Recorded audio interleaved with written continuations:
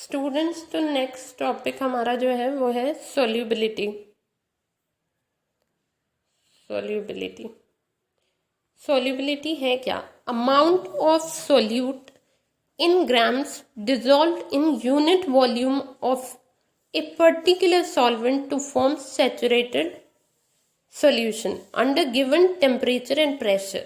इस टर्म का मतलब क्या है? हमें किसी भी सॉल्वेंट के अंदर हमने कितना सॉल्यूट डाला, कितना ग्राम सॉल्यूट हमने ऐड किया, किसी भी सॉल्वेंट में, किसी भी 1 लीटर सॉल्वेंट में हमने कितना सॉल्यूट ऐड किया उसे सैचुरेटेड सॉल्यूशन बनाने के लिए। सैचुरेटेड मतलब तब तक डालते गए जब तक वो डिसॉल्व होना बंद नहीं हो गया, किसी भी पर्टिकुलर गिवन टेम्परेचर और प्रेशर पे। इसका मतलब क्या है? दैट मीन्स अगर आप रूम टेम्परेचर पे डिसॉल्व कर रहे हो तो वो जितना भी डिसॉल्व हो रहा है वहां पर रुक जाएगा, लेकिन अगर आप टेम्परेचर बढ़ा देते हो तो वो सॉल्यूट आप और ऐड करोगे तो और ज्यादा डिसॉल्व होना शुरू हो जाएगा। तो दैट मीन्स सोल्यूबिलिटी जो है किसी भी सॉल्यूट की टेम्परेचर पे डिपेंड करती है। अगर आप टेम्परेचर बढ़ाओगे तो सोल्यूबिलिटी बढ़ जाती है। तो इट डिपेंड्स अपॉन टेम्परेचर। तो सोल्यूबिलिटी डिफरेंट फैक्टर्स पे भी डिपेंड करती है। बेसिकली है क्या कि कितना अमाउंट हमने, कितना ग्राम्स हमने सॉल्यूट को ऐड किया है 1 लीटर सॉल्वेंट में, और कब तक? जब तक वो एक सैचुरेटेड सॉल्यूशन नहीं बना लेता, एक ऐसा सॉल्यूशन जब तक वो डिसॉल्व होना बंद नहीं हो जाता। तो सोल्यूबिलिटी किस किस फैक्टर पे डिपेंड कर रही है? नेचर ऑफ सॉल्यूट पे डिपेंड करेगी, सॉल्यूट कैसा है हमारा, सॉल्वेंट पे डिपेंड करेगी, और इसके अलावा टेम्परेचर पे और प्रेशर पे डिपेंड करेगी। किस तरीके से डिपेंड करती है अब वो हम डिस्कस करेंगे। तो सॉल्युबिलिटी मेजर किस में होती है? सॉल्युबिलिटी मेजर होती है इन टर्म्स ऑफ ग्राम पर लीटर और मोल्स पर लीटर। अब फैक्टर्स जिन पर ये डिपेंड करती है, तो सबसे पहले फैक्टर है nature of solvent and solute. देखिए, पर्टिकुलर सॉल्यूट के लिए ही, अगर हम सॉल्यूट यूरिया ले रहे हैं या फिर ग्लूकोज ही ले रहे हैं, तो ग्लूकोज के लिए वो किस तरीके के सॉल्वेंट में डिसॉल्व किया जा रहा है। वाटर के लिए उसकी सॉल्युबिलिटी कुछ और होगी, और उसी ग्लूकोज को अगर मैं बेंजीन में या किसी अदर सॉल्वेंट में डिसॉल्व कर रही हूँ तो उसकी सॉल्युबिलिटी डिफर कर जाएगी। तो कहने का मतलब ये है कि एक ही सॉल्यूट के लिए अलग अलग सॉल्वेंट में सॉल्युबिलिटी डिफरेंट होगी। अब आपने ये चीज 9th-10th में भी पढ़ी होगी और सुनी होगी कि लाइक डिसॉल्व्स लाइक। जो जैसा होता है वो अपने जैसे को ही अपने में मिक्स करता है। दैट मीन्स 2 तरीके के नेचर होते हैं, पोलर और नॉन पोलर। पोलर कौन से होते हैं? Polars which have the poles which have the charges. Poles क्या होते हैं? 2 तरीके के पोल्स होते हैं, पॉजिटिव एंड नेगेटिव पोल्स। ऐसे मॉलिक्यूल, ऐसे सब्सटेंसेस जो पोलर होते हैं, जिनके पास चार्जेस प्रेजेंट होते हैं जिनमें, तो वो पोलर नेचर के होते हैं, और जिनके अंदर नहीं होते वो नॉन पोलर होते हैं, which do not have poles. तो यहाँ पर मैंने 2 एग्जाम्पल आपको दिखाए हैं।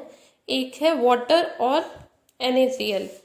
तो NaCl और वाटर दोनों ही पोलर सॉल्वेंट है, क्योंकि HOH positive negative, NaCl positive negative है, both having the 2 poles, that is positive and negative poles, they are polar in nature। तो that's why water के अंदर salt हमारा NaCl डिसॉल्व हो सकता है, क्योंकि दोनों ही कैसे हैं? पोलर नेचर के हैं, दोनों ही चार्ज पार्टिकल्स हैं। तो अभी मैंने कहा था लाइक डिसॉल्व लाइक, जो जैसा है वो अपने जैसे को ही मिक्स करेगा। दैट मीन्स वाटर के अंदर NaCl डिसॉल्व होगा।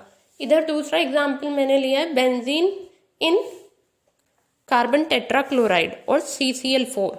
तो दोनों ही कैसे नॉन पोलर सब्सटेंसेस हैं, दोनों के पास चार्जेस नहीं है, दोनों के पास पोल्स नहीं है, तो दोनों नॉन पोलर हैं, दोनों को आपस में मिक्स किया जा सकता है।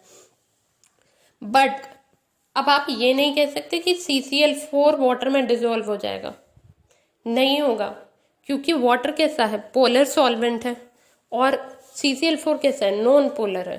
तो ये इसमें डिसॉल्व नहीं कर पाएगा, क्योंकि they are not like substances. That means दोनों का नेचर सेम नहीं है। इसी तरह NaCl डिसॉल्व नहीं हो पाएगा बेंजीन के अंदर। रीजन वही है कि दोनों डिफरेंट नेचर के हैं, दोनों के नेचर सेम नहीं है। तो जिसका जैसा खुद का नेचर होगा वो अपने जैसे ही दूसरे सब्सटेंस को अपने अंदर मिक्स करेगा। नेक्स्ट जो फीचर है जिस पे ये डिपेंड करेगा वो है टेम्परेचर। टेम्परेचर पर सॉल्युबिलिटी डिपेंड करती है। सॉल्यूशन कैसे बनता है? सॉल्यूट को जब सॉल्वेंट में ऐड किया जाता है तो हमें एक सॉल्यूशन मिलता है, राइट। अब दो तरीके के रिएक्शंस आपने पढ़ी होंगी, एंडोथर्मिक और एक्सोथर्मिक। एंडोथर्मिक एक वो रिएक्शंस होती हैं जिनमें हमें हीट देनी पड़ती है। दैट मीन्स उस रिएक्शन को कराने के लिए हीट देनी पड़ेगी, उसे चाहिए, रिक्वायर्ड है हीट। और एक्सोथर्मिक एक रिएक्शन ऐसी होती है कि वो अपने आप ही हो जाएंगे और उसमें हीट रिलीज हो जाएगी। तो दोनों अलग अलग कंडीशन है। दैट मीन्स एंडोथर्मिक वाले में आपको टेम्परेचर हीट देनी पड़ेगी, यानी कि उसमें अगर आप टेम्परेचर बढ़ाते हैं तो सॉल्युबिलिटी बढ़ेगी क्योंकि उसे चाहिए हीट। लेकिन एक्सोथर्मिक में ऐसा नहीं होगा। एक्सोथर्मिक में ऑलरेडी वो हीट रिलीज कर रहा है और अगर आप और भी टेम्परेचर बढ़ा दोगे तो वो सॉल्युबिलिटी उसकी इंक्रीज नहीं होगी बल्कि डिक्रीज होनी शुरू हो जाएगी। तो यहाँ पर क्या होगा, जब आप टेम्परेचर डिक्रीज करोगे तो सॉल्युबिलिटी इंक्रीज होगी। तो डिपेंड करेगा सब उस रिएक्शन पर भी कि टेम्परेचर बढ़ाने पर सॉल्युबिलिटी क्या इफेक्ट शो करेगी, whether it will be increase और डिक्रीज। वो डिपेंड करेगा whether the reaction is endothermic और exothermic in nature. Now coming to the next point, pressure. Pressure बढ़ाने से सॉल्युबिलिटी बढ़ती है, ऐसा आपने सुना होगा, बट ये तीनों चीज़ों पे एप्लीकेबल नहीं है। तीनों चीज़ें क्या? On the 3 states of matter. तीनों स्टेट्स क्या है? Solid, liquid and gas. तो देखिए सॉलिड और लिक्विड जो है उनके मॉलिक्यूल्स ऑलरेडी कॉम्पैक्ट रहते हैं, दैट मीन्स बहुत क्लोज रहते हैं। तो वहाँ पर अगर आप प्रेशर इंक्रीज भी करते हो तो सॉल्युबिलिटी बहुत ज़्यादा इंक्रीज नहीं हो पाएगी, बहुत थोड़ा बहुत डिफरेंस हो सकता है। अदरवाइज कई बार तो सॉलिड्स में तो थोड़ा बहुत भी नहीं हो पाता है। तो यहाँ पर जब चांस ही नहीं है प्रेशर इंक्रीज करके मॉलिक्यूल्स को और क्लोजर लाने का, तो वहाँ पर प्रेशर वर्क नहीं करेगा सॉल्युबिलिटी के केस में। ये चीज़ वर्क करेगी गैसेस के केस में, क्योंकि गैसेस क्या है? हाईली कंप्रेसिबल हैं। दैट मीन्स उनके अंदर कंप्रेशन के चांसेस हैं। वहाँ पर हम प्रेशर बढ़ाएंगे तो मॉलिक्यूल्स पास पास आएंगे, वहाँ पर बहुत ज़्यादा डिफरेंस रहता है, मॉलिक्यूल्स बहुत ज़्यादा दूर दूर होते हैं गैसेस के। तो वहाँ पर प्रेशर अगर हम इंक्रीज करते हैं तो प्रेशर इंक्रीज करने पर मॉलिक्यूल्स पास पास आएंगे और वहाँ पर चांसेस हैं कि प्रेशर इंक्रीज करने पर सॉल्युबिलिटी इंक्रीज करेगी। तो हमने यहाँ पर 3 फैक्टर्स पढ़े जिन पर सॉल्युबिलिटी डिपेंड करेगी। पहला, on the nature of solute and solvent. That means अलग अलग सॉल्वेंट के अंदर सेम सॉल्यूट की भी जो सॉल्युबिलिटी है वो डिफर करेगी। और कैसे चेक करेंगे? If the nature is same, that means polar dissolve polar solvent, polar solvent dissolve polar solute and the non-polar one dissolve the non-polar solute. That means like dissolves like. Second was temperature. Depend करेगा किस तरीके की reaction है। अगर वो endothermic होगी तो temperature increase करने पर सॉल्युबिलिटी इंक्रीज करेगी, और अगर वो एक्सोथर्मिक है तो टेम्परेचर डिक्रीज करने पर सॉल्युबिलिटी इंक्रीज करेगी। Third, pressure. तो pressure will work only in case of gases. Pressure increase करने पर सॉल्युबिलिटी इंक्रीज करेगी। अच्छा, अब ये प्रेशर इंक्रीज करने पर कैसे? ये तो जनरल बात मैंने आपको बता दी कि प्रेशर इंक्रीज करने पर गैसेस के मॉलिक्यूल्स पास पास आएंगे और सॉल्युबिलिटी इंक्रीज होगी। एक्चुअली क्या है, यहाँ पर हेनरी लॉ वर्क करेगा। हेनरी लॉ क्या कहता है कि solubility of a gas in a liquid is directly proportional to the partial pressure of that gas above the liquid surface। कहने का मतलब किसी भी गैस का किसी लिक्विड, यानी आपने कोई गैस सॉल्यूट, हमने गैसेस लिया है, सॉल्वेंट जो है वो लिक्विड है, तो सॉल्वेंट के अंदर जब हम गैस को डिसॉल्व करेंगे तो वो कब डिसॉल्व होगी? जितना ज़्यादा उस गैस का पार्शियल प्रेशर होगा, उस पर्टिकुलर गैस का पार्शियल प्रेशर उस लिक्विड सरफेस के ऊपर जितना ज़्यादा होगा उतना ज़्यादा वो सोल्यूबल होंगे उसके अंदर। फॉर एग्जाम्पल यहाँ पर ये मैंने ड्रॉ किया हुआ है, हमने कोई लिक्विड सॉल्वेंट लिया है, उसके अंदर हमने ऑक्सीजन भी डाली है, नाइट्रोजन भी डाली है और हाइड्रोजन भी डाली है। तो इन तीनों में से, तीनों गैसेस में से जिसका पार्शियल प्रेशर सबसे ज़्यादा होगा वो सबसे ज़्यादा वो सबसे ज़्यादा सॉल्युबल होगी इसमें सॉल्वेंट के अंदर। तो हेनरी लॉ क्या कहता है, इनडायरेक्टली हम ऐसे स्टेट करते हैं कि solubility of gas in a liquid is directly proportional to the partial pressure of that gas above the liquid surface, right. अब सॉल्युबिलिटी को हम किसके टर्म्स में शो करते हैं, तो वो हम शो करते हैं मोल फ्रैक्शन और जीटा की फॉर्म में। जीटा क्या है, मोल फ्रैक्शन। अब मैं बोल रही हूँ जितना पार्शियल प्रेशर बढ़ेगा, यानी कि जितने नंबर ऑफ मोल्स बढ़ेंगे लिक्विड के अंदर, उतना ज़्यादा क्या मोल फ्रैक्शन भी तो बढ़ेगा उस गैस का। तो इसीलिए हम यहाँ पर सॉल्युबिलिटी को मोल फ्रैक्शन के टर्म्स में कंसिडर कर रहे हैं। प्रोपोर्शनैलिटी का साइन हटाते हैं तो हमारे पास एक कांस्टेंट आता है, दैट इज KH, जिसको हम क्या बोलते हैं, हेनरीज कांस्टेंट। अब आपको पता है मोल फ्रैक्शन की कोई यूनिट नहीं होती, तो यहाँ पर जो हमारे पास हेनरीज कांस्टेंट है उसकी जो यूनिट है वो क्या हो जाएगी, वो यूनिट्स वही होंगी जो प्रेशर की यूनिट होंगी, यानी ATM हो सकती है, बार हो सकती है, mmHg हो सकती है। सो जो भी आपके प्रेशर की यूनिट्स होंगी वही आपका KH यानी हेनरीज कांस्टेंट की यूनिट होंगी।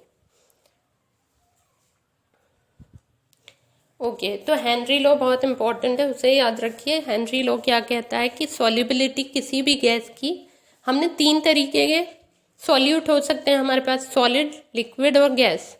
तो सॉलिड और लिक्विड के केस में प्रेशर वर्क नहीं करेगा, इसलिए हेनरी लॉ की बात नहीं करते। गैसेस के केस में हम हेनरी लॉ की बात करते हैं। गैशियस अगर हमारे पास सॉल्यूट है तो उसकी सॉल्युबिलिटी किसी भी लिक्विड सॉल्वेंट में तब इंक्रीज होगी जब उसके जो प्रेशर है, partial pressure of that gas, वो इंक्रीज होगा। और सॉल्युबिलिटी को हम जीटा यानी कि मोल फ्रैक्शन की टर्म्स में डेजिग्नेट करते हैं। और यहाँ पर हमारे पास क्या आता है, एक कांस्टेंट आता है, दैट इज KH, जिसको हम हेनरीज कांस्टेंट बोलते हैं। ओके, नेक्स्ट हमारे पास है कुछ एप्लीकेशंस हैं हेनरी लॉ की। वो क्या है, जैसे कि सबसे पहले ये मैंने लिखा, सोडा बॉटल फिजेस व्हेन ओपन। इसका मतलब क्या है, अब हमारे पास एक कोल्ड ड्रिंक की बोतल, कोल्ड ड्रिंक सभी पीते हैं। अब कोल्ड ड्रिंक के अंदर ये सभी को बताया कि कार्बन डाइऑक्साइड बहुत ही हाई प्रेशर के साथ उसमें अंदर गैस मिक्स होती है, CO2। ओके, तो जब आप उसे खोलते हैं तो एकदम से वो बाहर निकलती है। ऐसा क्यों होता है, तो बहुत ज़्यादा हाई प्रेशर के साथ CO2 उसमें अंदर होती है। जैसे ही आप बॉटल को ओपन करते हैं तो हाई प्रेशर था, बट जब आपने खोला तो दैट मीन्स प्रेशर डिक्रीज कर गया, और अब प्रेशर क्या है, सिर्फ एटमॉस्फेरिक प्रेशर रह गया। तो उस प्रेशर के कंपैरिजन में जो आपका एटमॉस्फेरिक प्रेशर है वो काफ़ी कम है, तो प्रेशर डिक्रीज कर गया। और प्रेशर डिक्रीज कर गया तो अभी हमने पढ़ा था, अगर प्रेशर जितना ज़्यादा होगा, हेनरी लॉ यही तो कह रहा था, जितना ज़्यादा प्रेशर होगा उतना ज़्यादा सॉल्युबिलिटी होगी, तो सॉल्युबिलिटी डिक्रीज कर जाएगी, इसीलिए CO2 बाहर रिलीज हो जाती है। नेक्स्ट एप्लीकेशन है एनोक्सिया। एनोक्सिया एक कंडीशन है मेंटल कंफ्यूजन और टायर्डनेस की, जो कब अराइज होती है, जब आप हाई एल्टीट्यूड्स पे होते हैं, यानी किसी हाई एल्टीट्यूड रीजन में जब आप जाते हैं तो आपको ये कंडीशन अराइज हो सकती है। ये सभी को पता है कि प्लेनर एरियाज के मुकाबले जो हाई एल्टीट्यूड रीजन है वहाँ पर जो प्रेशर है वो डिक्रीज हो जाता है, यानी एटमॉस्फेरिक प्रेशर डिक्रीज करता है, तो that means her individual gas का प्रेशर भी तो, पार्शियल प्रेशर भी तो डिक्रीज करेगा। अगर ओवरऑल टोटल प्रेशर डिक्रीज कर रहा है तो इंडिविजुअल गैसेस का भी प्रेशर डिक्रीज कर रहा होगा।